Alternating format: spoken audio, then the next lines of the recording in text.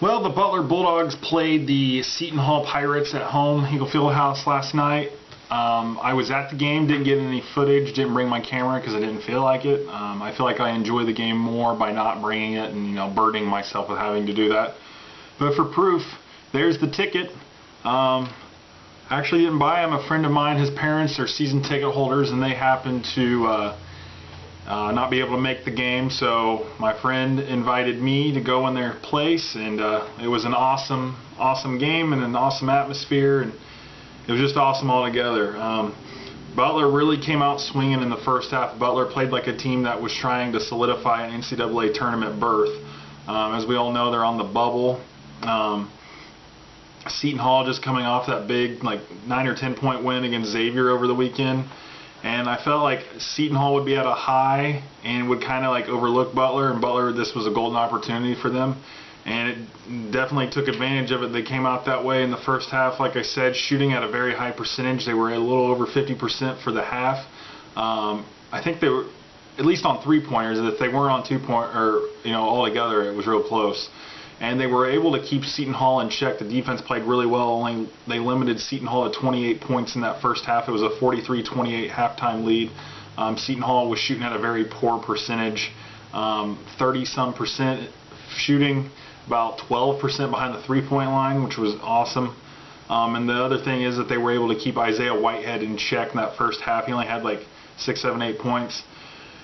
The second half was a completely different story. Things really changed. Seton Hall goes from scoring 28 points in the first half to 50 points in the second half. Butler's offense didn't look as fluid. The ball movement wasn't there. The movement in general wasn't there. But I think a lot of it had to do with Seton Hall making halftime adjustments to keep Butler from being able to do what they did in the first half. Seton Hall, I think I read, was the 13th best defensive team in college basketball.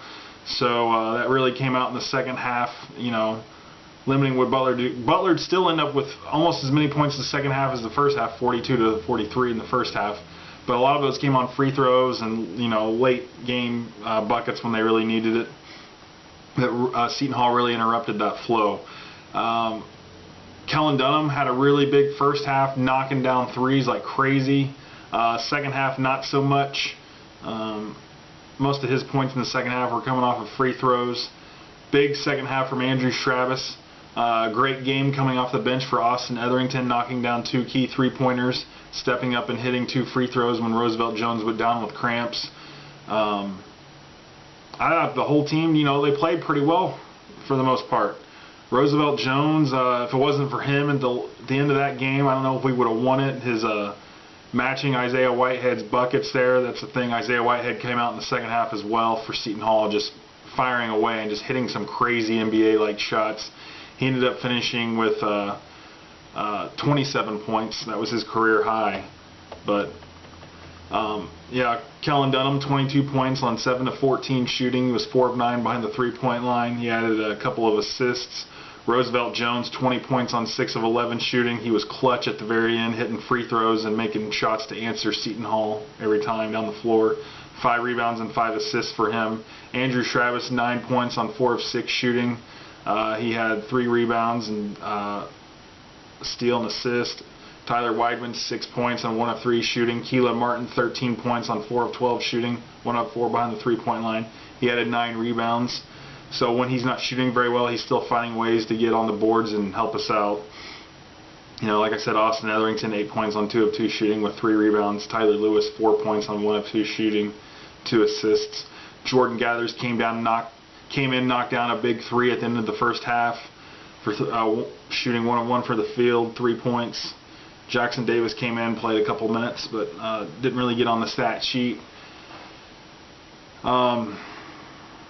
I don't know, just a great effort by Butler, being able to pull out to a 17-point lead early in the second half, but it got cut all the way down to 2. Definitely made things interesting. Crowd was really fired up knowing what Butler was up against, and certain officiating miscues during the game, which got the loudest and longest booing I have ever heard in my life at a sporting event. It almost felt like it was a borderline about to riot, because the calls were so bad at one particular sequence in the game. But You know, it is what it is, and we got a great win here. Seton Hall with a really high RPI, almost a ranked team. So with Cincinnati falling out of the top 5, now this is our 3rd win. We did have 3 wins against the RPI top 50, but like I said, Cincinnati fell out of the top 50, so now this is our 3rd win. Swept Seton Hall, and we've got to go and get revenge this Saturday for Senior Day against Marquette. That is key. We got to be able to figure out a way, if Henry Ellenson plays, which I haven't read about whether or not he's going to play, but if he is playing, keep him in check, keep Luke Fisher in check, and be able to defend the 3-point line, because we went to a zone last night and they started knocking down threes.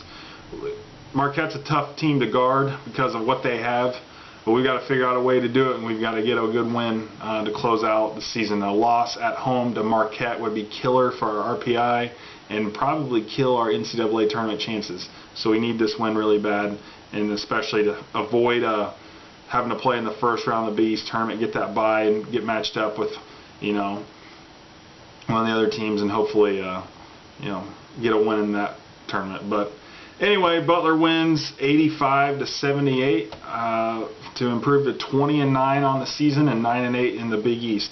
Thanks for watching, guys, and have a good one.